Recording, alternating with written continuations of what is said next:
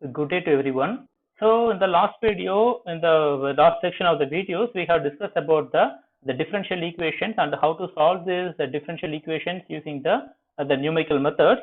So especially we have considered a part of ordinary differential equations with the initial value problem. And we have discussed about the several methods to solve the ordinary differential equations with the initial values. However, we have also have another broad class of ordinary differential equation, which is called the ordinary differential equations with the boundary value problems.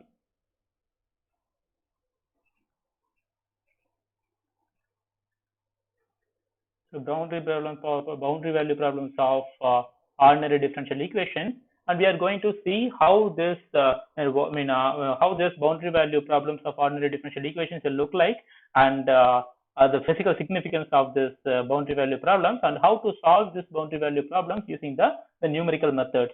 Okay, so especially we are going to see about the finite difference method to solve this boundary value problems. So before going into this boundary value problems, we just see some introduction about this, how this boundary value ordinary differential equations is actually differ from the initial value problems.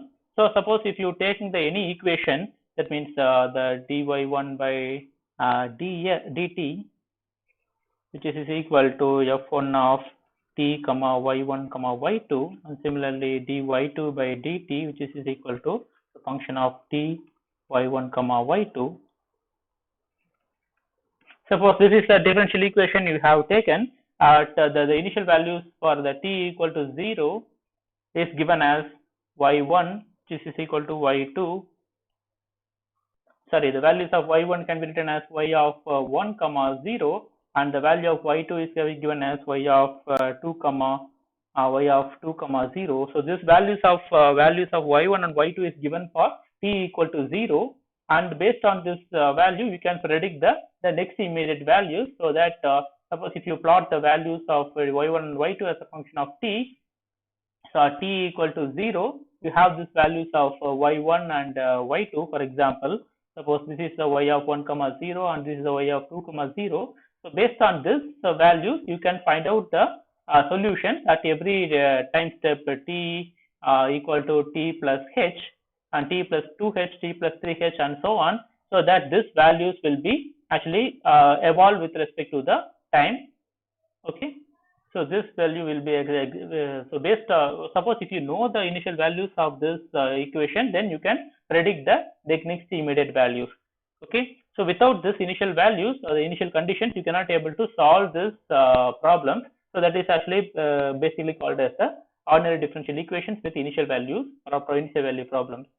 Now, if you look into another equation, which is actually written as d squared y by dt squared, which is equal to written as some function of x comma y. Suppose this is the equation which I have given, where I have given the values at two different places. That means at x. Sorry, I can just written as a d squared y by dx squared, so that which is actually equal to the function of x comma y, where I have given the values of this equation are two different places, where x is equal to 0 as well as some x is equal to some other value. Let's say it's taken as L, so that at x is equal to 0, the value of y is given as y0, and similarly at x is equal to L, the value of y is equal to given as yl. That means suppose if I plot this into in a graph, so this is a function of x as well as y. So I have given the values as x is equal to 0 as well as some x is equal to L. So this value of y0, value of y at x is equal to 0 is y0, and the value of yl, which is given as here. So that I know the values of this differential equation at two different points, at this point and this point, so that these two places, this point and this point, is taken as a boundary condition.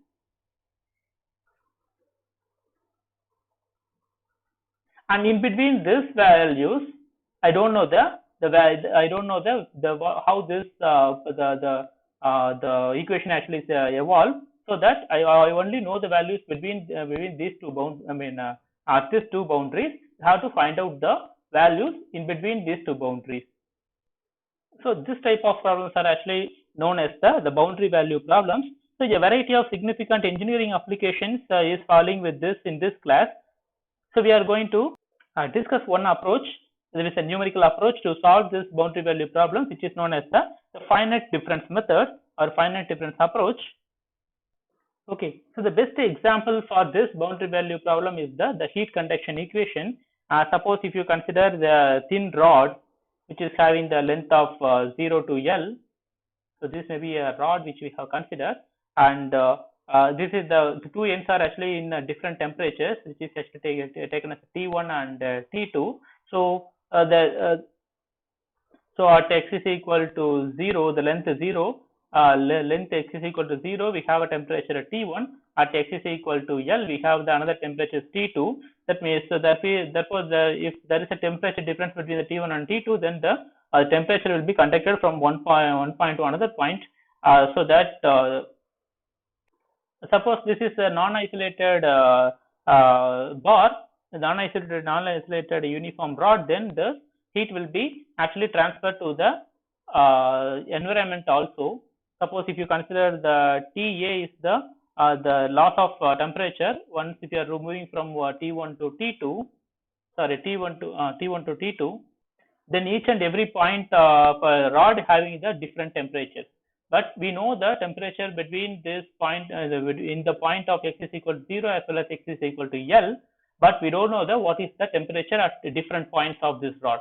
Okay, so this problem can be modeled using the differential equation, which is the ordinary differential equation with the boundary values. So the equation can be written as d squared t divided by dx squared, which can be written as h prime times of Ta minus T. So since the temperature is losing, I can take a negative sign here, or I can write this equation as d squared T divided by dx squared plus h prime times of Ta minus T, which is equal to 0. So which this h prime is actually the temperature, the heat transfer coefficient that explains how this heat is actually dissipated to the surrounding air, and the Ta is the temperature of the surrounding air. Okay.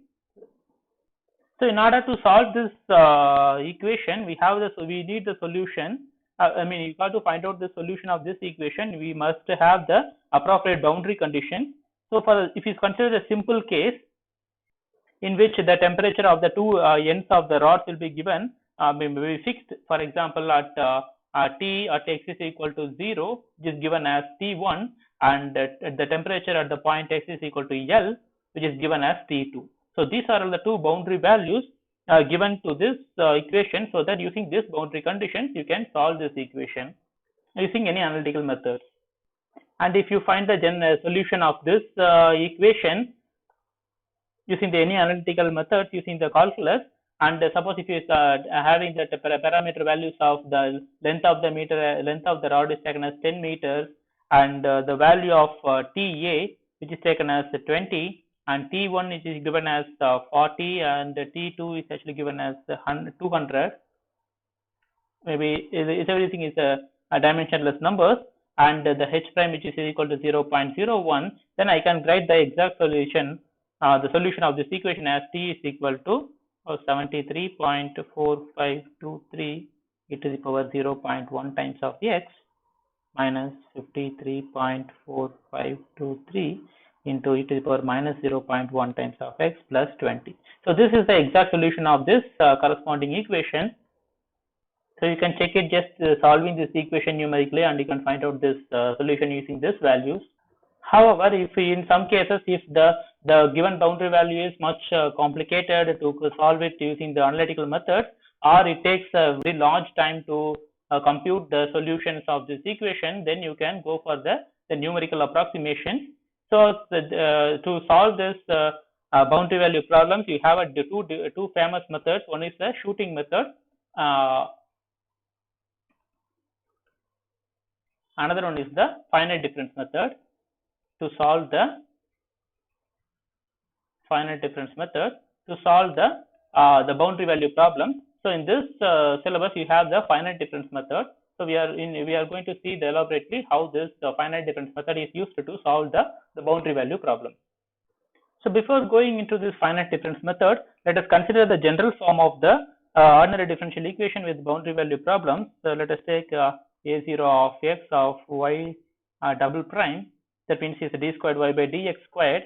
This y prime is equal to dy by dx, sorry, dy by dx. Similarly, the y double prime which is nothing but the d squared y by dx squared. So in order to for the simplification, I have writing this dy by dx and d squared y by dx squared in the form of y prime and y double prime, so that I can write the general form of the boundary value problem as a0 x y double prime plus a1 of x of y prime plus a2 of x into y, which is equal to some function of dx, where the values of x is given as in the range of a to b.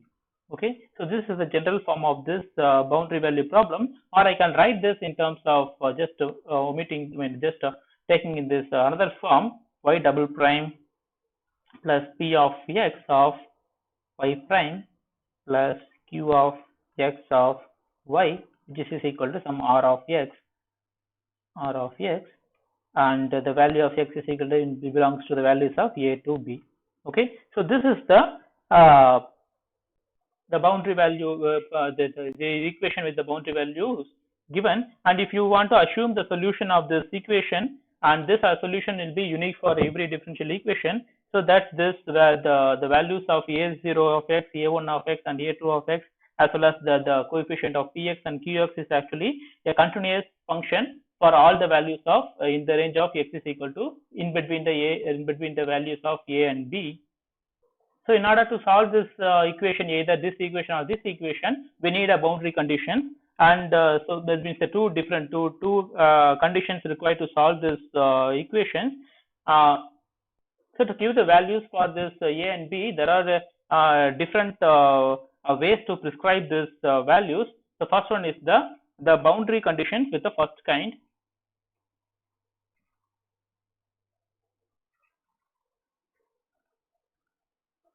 With boundary conditions of the first kind,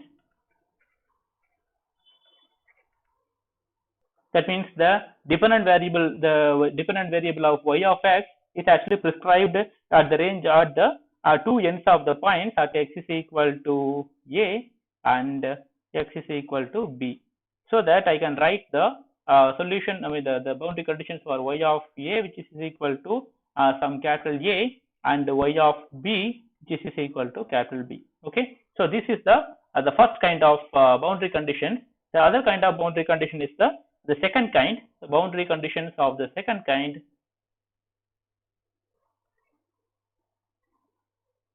in which the derivative of this y of x, that means the slope of the solution of the curve is prescribed at the end of the points. That means I can get the boundary conditions at y prime of a, which is equal to given as a. Similarly, y prime of b is given as the values given as at the point of y prime of b is equal to b. So the another kind is the third kind. So the boundary condition with the third kind, which is also known as the mixed boundary conditions.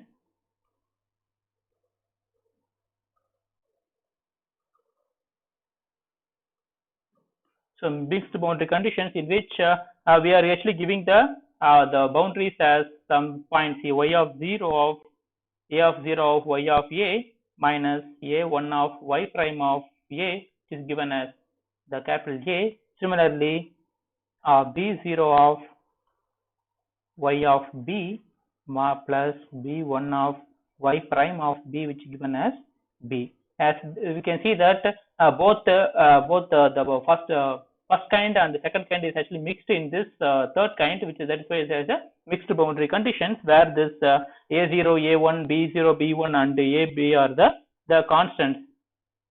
So for our case, in order to solve this two differential equations, we are going to only consider the first kind of boundary conditions only, so that I can take the value of the differential equation y double prime plus p of x of y prime plus q of x of y, this is equal to r of x. That means that the x is actually belongs to the values of a and b, in between the b and b, and then the boundary condition is given as y of a is equal to given as a and y of b is given as b. So this is the equation which I am going to take to solve this is the boundary condition. The boundary conditions with the first kind is actually taken to solve this the differential equation. Now we see how this differential equation is solved using the finite difference method. Okay.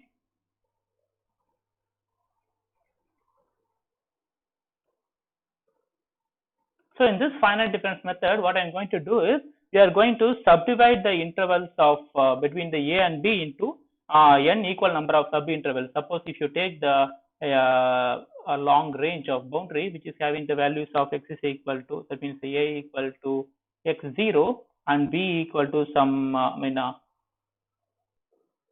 b is equal to some xn, then I can actually subdivide this with a uniform intervals with a time step of h. Okay, so let us say this is the x1 and this is x2 and this is x3 and so on. So this is the x of I minus 1 and this is x of I and this is x of I plus 1. So each and every each segment, that means the part is actually having the uniform time step which is actually taken as a h again, as we already taken. So the difference between the any consecutive points, let us take as a delta x, which is equal to nothing but the h. You can get it as just the difference between the b minus a divided by the total number of subintervals.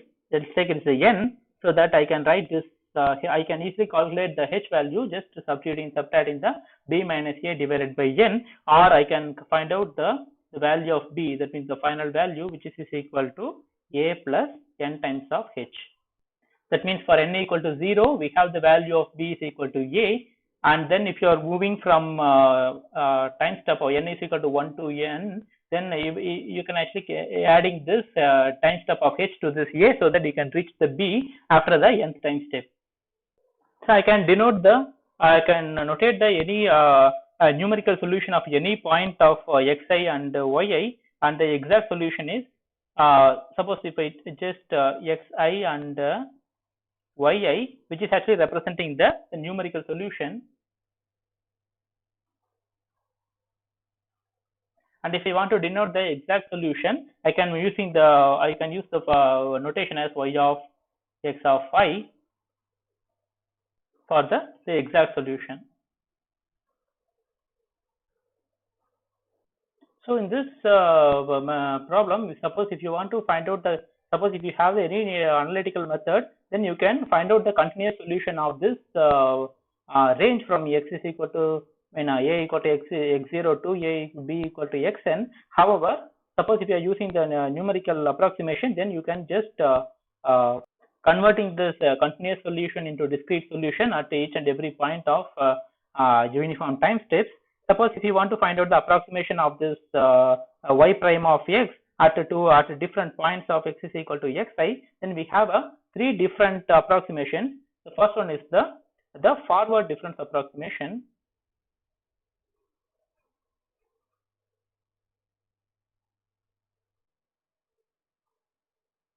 The forward difference approximation, which is having for the first order. And then again the next one is the backward difference approximation. Difference approximation again for the first order. And then we have another method which is called the central difference approximation. Difference approximation for the second order. For the second order. So all this actually having the word other h, and this for the other values of h. Similarly, so the central approximation actually is for the values other sets of h squared. So all these three methods, forward, backward, and central difference, is actually approximating the value for finding out the values of y prime of xi at different values of x is equal to xi. Suppose if you want to find out the second order approximation of this y double prime of xi at any point of x is equal to xi, then we have the another one of the methods, the central difference approximation method of the second order, which is actually used to find out the y double prime of xi. Okay, for this we have using the central difference method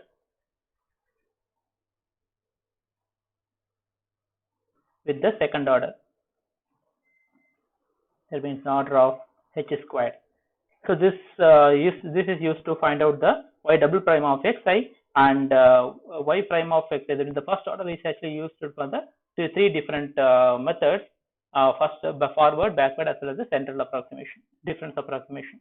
So one can derive the equations for the forward, backward, and central difference approximation using the Taylor series method, which we have already used for the ordinary differential equation. Suppose if you find out that if you would consider the Taylor series of this kind of function, for example, if I take the y of t plus delta t, delta t is nothing but the time step, which is known as a h.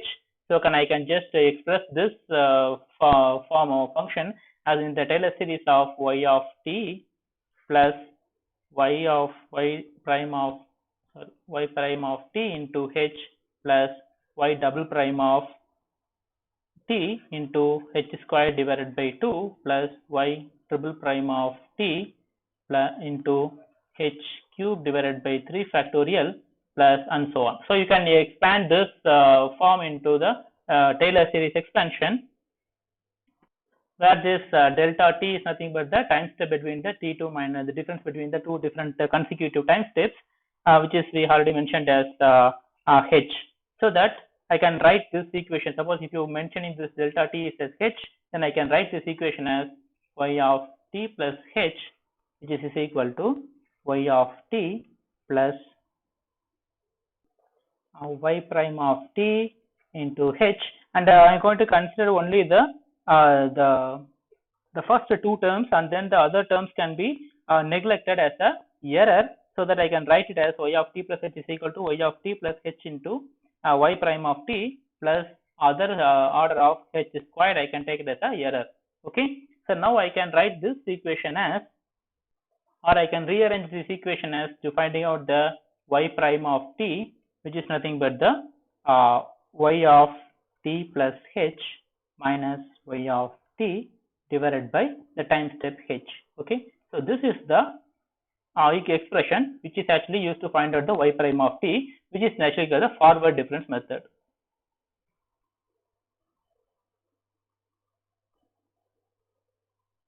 Okay, which is having the error of the order of h squared. Similarly, we can find out the backward difference method just by considering the another Taylor series expansion with the form of y of t minus h, which is equal to y of t minus h times of y prime of t plus the other orders such h squared as the error equation, so that I can just find again I can find out the y prime of t, which is equal to y of t minus h minus y of t divided by h. Okay, so this is a form as a backward difference method.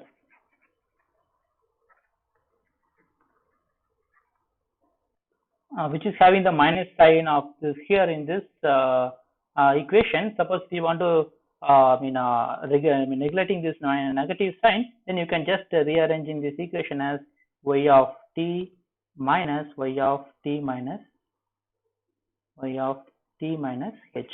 So this is the backward difference method. So this is the forward difference and this is the backward difference. The only difference is the rearrangement of these terms.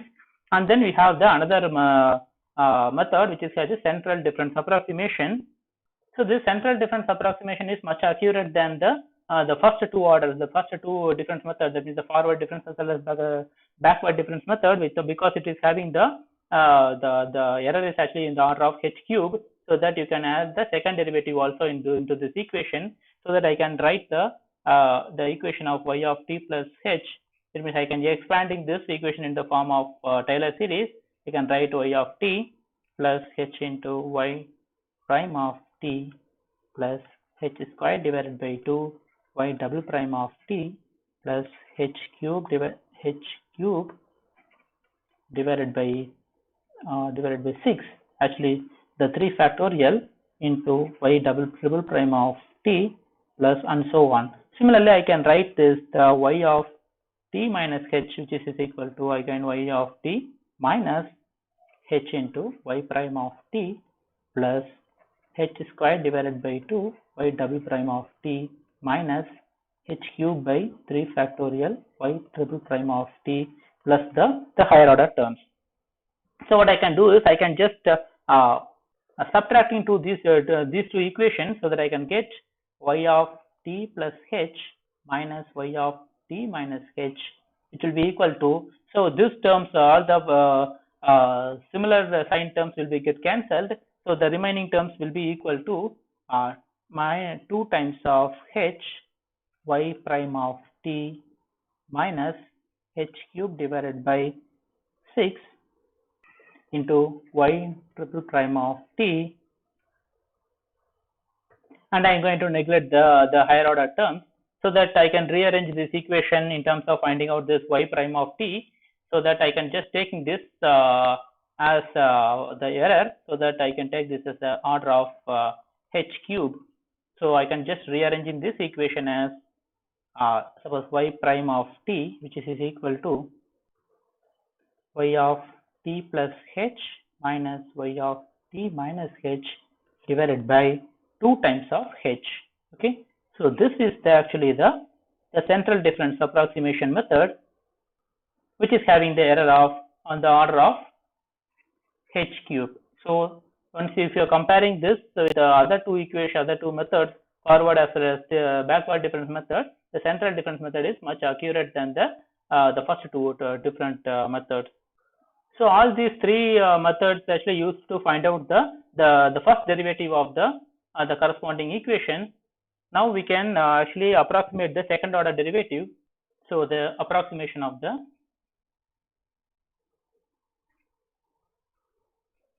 second order derivative.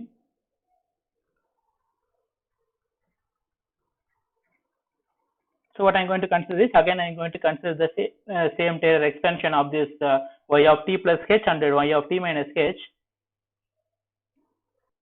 But in this time I am going to add these two equations, y of t plus h and y of t minus h, so that I can get the final answer as, so suppose if I add the two Taylor series y of t plus h plus y of t minus h, then the likely sign terms will be the opposite signs will be get cancelled. Only the like sign terms will be get into the account, so which is equal to 2 times of y of t plus 2 times of h squared divided by 2 factorial into y double prime of t plus 2 times of h power 4 divided by 4 factorial y power 4 times of 4 of t, and so on. So what I am going to do is I am going to neglect the fourth power as other order of h power 4 as an error, so that I can take the remaining part. So y of t plus h plus y of t minus h, which is equal to 2 times of y of t plus 2 times of h squared by 2 factorial y double prime of t plus the higher order of h power 4. So I can rearrange this equation as just finding out this y double prime of t, which is equal to y of t plus h plus minus 2 times of y of t plus y of t minus h whole divided by h squared. Okay, so this is the relation or equation to find out the central difference method approximation for the finding out the second order derivative with the error of my order of h power 4. So using this second derivative approximation as well as the first derivative approximation of this all the three methods, forward and backward and central difference method, you can solve you can numerically integrate any boundary value problem. So you have to remember this. You can either use the forward difference, backward difference, or central difference approximation for the first order and the central difference approximation for the second order derivative, and using this formula you can solve the any boundary value problem.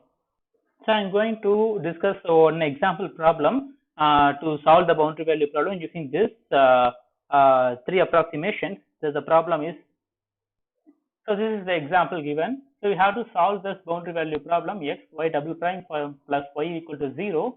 The boundary conditions is given in that in the values of y of 1 is equal to 1 and y of 2 equal to 2, and using the second order difference method with the time step of h is equal to 0.25. Okay, so we already have this in order to find out the solution. First we have this h is equal to 0.25, so that we know the formula n is equal to b minus a divided by h. So the b is actually given as 2 and a is given as 1 divided by h is 0.25. So 1 divided by 0.25, which is nothing but the value of 4. So what we have to do is we have to 4 times integrate this equation to find out the solution between the range of 1 to 2. That means we have to find out the solution at 1. Suppose if I take this as a point, and the value of given what the starting point is 1 and the ending value is 2. So we have to divide this value into 4 parts. That means at every times the increment of 0.25. So at this point I have to find out the values of 1.25 and 1.5, 1.75, then 2. Okay, so at each and every point I have to find out the solution. So suppose if you solve this equation with analytical methods, then you get the continuous solution. But in order to, if you are going for the numerical approximation, you have the solution at every different uniform time steps, and then you can get the approximate solution. So basically we have 5 points at x0 is equal to 1, x1 is equal to 1.25, x2 is equal to 1.5, x3 which is equal to 1.75, and x4 is equal to 2. Okay, so these are all the 5 points which we have, and then we have the data. We have the values of data of y of x0, y of x0. That means initial condition, boundary conditions. Y of x0 equal to let us take this as a y of 1, which is equal to 1, and we have the y of x4. That means we can take this as a y of 2, which is equal to 2. That is the boundary values we have in. So first boundary is 1 and second boundary is actually given as 2. So in between we have to find out the solution at 3 different nodal points, 1.25, 1.5 and 1.75, to get the solution of this equation. So I am going to use a second order approximation to solve this boundary value problem. That means I am going to substitute the values, the value of y double prime from this central approximation which we have discussed here. This is y double prime of t. I am going to substitute this value in this equation, and then I am going to find out the approximate solution. So that suppose if I substitute these values in this equation, that means I can write this equation as xi divided by h squared into y of I plus 1 minus 2 times of y of I plus y of I minus 1 plus y of I equal to 0. So I just converted, substituting these values of y double prime in this equation, that is y of t plus h, that means I can take it as a y of I plus 1, because it's actually increment function of h. So I can take it as a y of I plus 1, and this is t minus h, so that I can take it as a y of I minus 1, and this is taken as a y of I, which can be substituted here with the corresponding values, so that I can solve. So if I substitute the values of h squared in this equation, the h value is 0.25. So the h squared is I can calculate, and 1 by h squared I can calculate, which is actually having the values of 16 xi y of I minus 1 plus, I can just rearranging this equation, just substituting this h squared value. So 1 minus 32 times of xi into yi plus 16 times of xi into y of I plus 1, which is equal to 0. because I have the coefficients of yi into two different terms. Here is 1 and here is the 2 times of yi, and of course if you multiply with the h square, 1 by h squared, we get the 32 times of this one, 16 into 2, so you get this equation as like this. Now if we substitute the values of I is equal to 1, 2 and 3 and the corresponding the values of x and y in this equation for I equal to 1, we have the x1 value is 1.25 and the y value is y of 0, which is equal to 1.0. The remaining values we don't know, because we substitute I equal to 1 in this equation, x1 which is and y 0, and here also you get the x1 and y1, and here you get the x1 and the y2, because the y2 value is not known up to this point. So that for I equal to 1, we have the values, known values are x1 is equal to 1.25 and y0 is equal to 1. Okay, suppose if you substitute this equation, these values into this equation, and then you can find out what is the unknown values.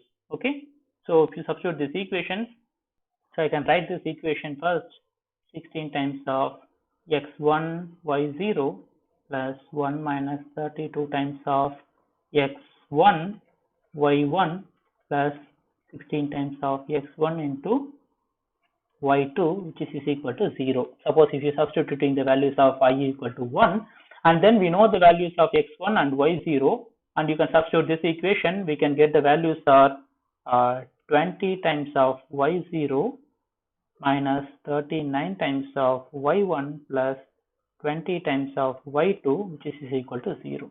Okay, so just for the y0 value is given as 1, so I can write it as 20. So I can just rearrange in this equation as minus 39 y1 plus 20 times of y2, which is equal to minus 20.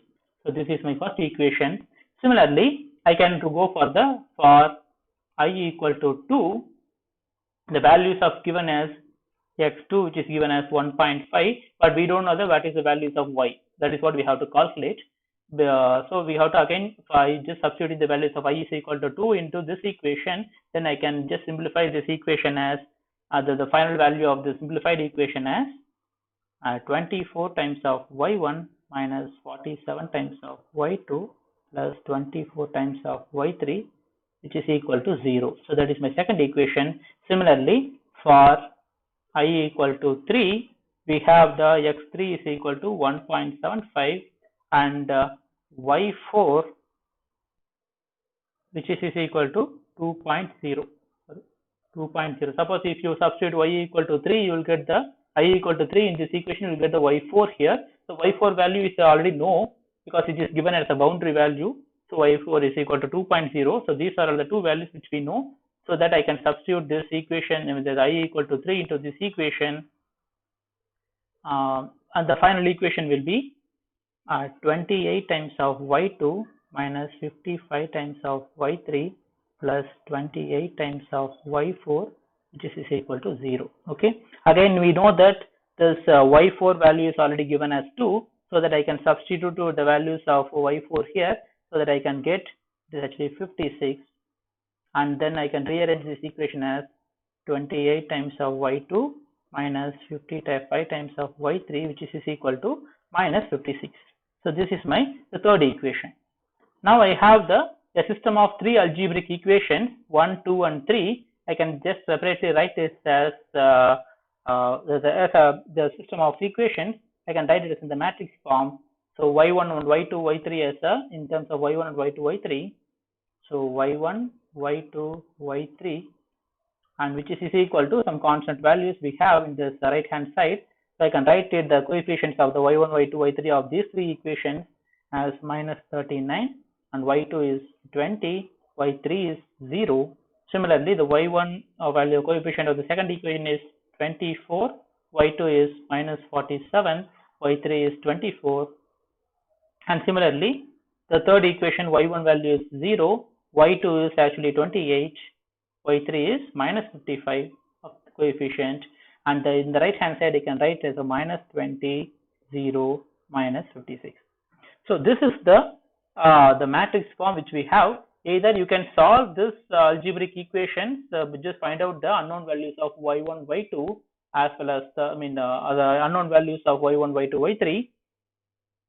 Okay, then you can completely solve this equation, or you can use the Gauss elimination method.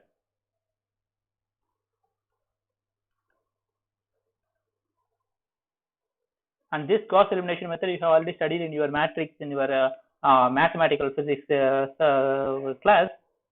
So using this Gauss elimination method, you can obtain the unknown values of y1, y2, y3. In order to do this, what I'm going to do is, say in the Gauss elimination method, so we have to try to approximate, simplify this first row and first column as so 1 or 0. Then I can, if I make it possible, then I can easily find out the values of y1, y2, y3. So that for in this values, I want to find out. I can make this as the first value as 1, so that I can just multiplying this dividing this row with the minus 39.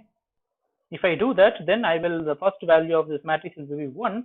So that what I'm going to do is, I'm going to consider the matrix minus 39, 20, 0, 24, minus 47, and 24, 0, 28, minus 55, with the coefficients, the right hand side as minus 20, 0, minus 56. So I'm going to convert this row R1 divided by 39, so that I can get the values as 1 minus 20 divided by 39. Similarly, the 0 will be equal to 0, and then with the remaining terms 24 minus 47, 24, and 0, 28, and minus 55. Similarly, in the right hand side, you get the minus 20 divided by 39. Here you will get 0, minus 56. Okay. So this is the values which you can. So that after that, what I'm going to do is, I'm going to, so I want to make this the first value of the second column, second row as 0. So if I do that, then I can make it. If I want to do that, what I have to do is, I'm going to convert this R2, which is equal to R2 minus 24 times of R1.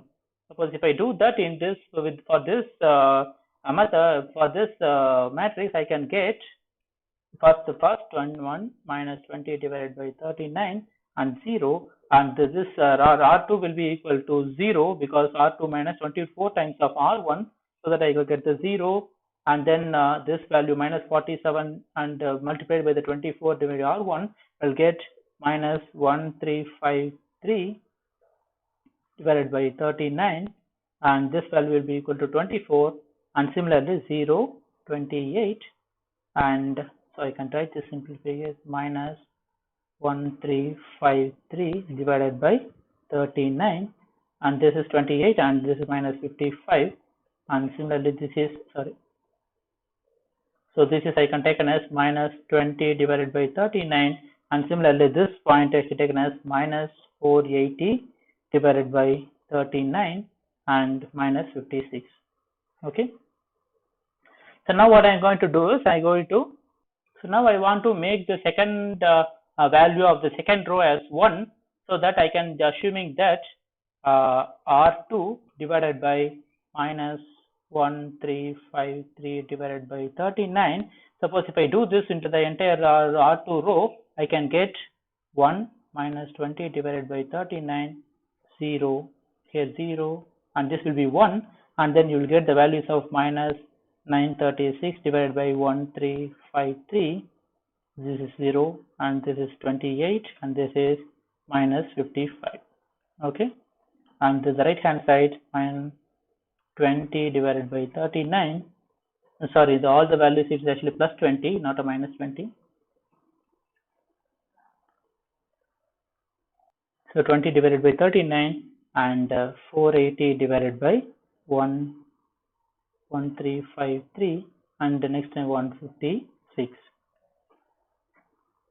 Now I can again assuming that this row 3, minus 28 times of R2. Suppose if I assume that, then the answer will be 1 minus 20 divided by 39, 0, 0, 1 minus 936 divided by 1353, 0, 0 minus 48207 divided by 1353 into the right hand side 20 divided by 39 and 480 divided by 1353 and minus 89208 divided by 1353. So now we almost simplified this equation. Just we having the only one column here, so that I can taking this as a multiplication. Then I can just writing this equation and the full equation 1 minus 20 divided by 39, 0, 0, 1 minus 936 divided by 1353, 0, 0 minus 48207 divided by 1353 into multiplied by the values of y1, y2, y3, which is equal to 20 divided by 39, 480 divided by 1353 minus 89208 divided by 1353. Now we have the equations as well. If you multiply these equations, then we have get the final values of y3, which is equal to 89208 divided by 48207, which is equal to 1.85052. So now if we know the y3 value, you can substitute into this any other equation, so that I can find out the value of y2, which is equal to 480 divided by 1353 plus 936 divided by 1353 into 1.85052, this is equal to 1.63495. So you should at least take the 5 decimal points, so that your calculated value will be somewhat accurate. Now I know the values of y2 and y3, so that I can easily substitute this y2 and y3 in any of these equations, so that I can find out the values of y1. That means y1, which is equal to 20 divided by 39 times of 1 plus 1.63495, which is equal to 1.35126. Now I have calculated the values of y1, y2, y3. That means the unknown values at this points y1, y2, y3, because we know the y0 and y4, y5. So 2, 3, 4 values are already calculated. So now we know the solution at each and every point. Suppose if you reduce the time step as minimal, that means h value is very minimal. That means less than, if you take h is equal to 0.025, then if you numerically calculate the solution at each and every point of these boundaries, then you can get the approximate solution between these two, all these points. So in order to convert this into the computer code, you have to implement this Gauss elimination method into the program, so that it will calculate the unknown values of the coefficients of this variables y1, y2, y3 and the remaining the values, so that you can finally find out the values of y1, y2, y3. But this is a procedure to manually calculating this the in between values using the given problem. Okay, so using this approximation method, you can calculate the approximate solutions of the any boundary value problem using the forward, backward, central difference approximation for the first order approximation, or for the central difference approximation for the second order derivative. So you can, using this, you can calculate the values. Okay, so I probably stop here, and I will discuss about the next topic in the next class. Okay, thank you.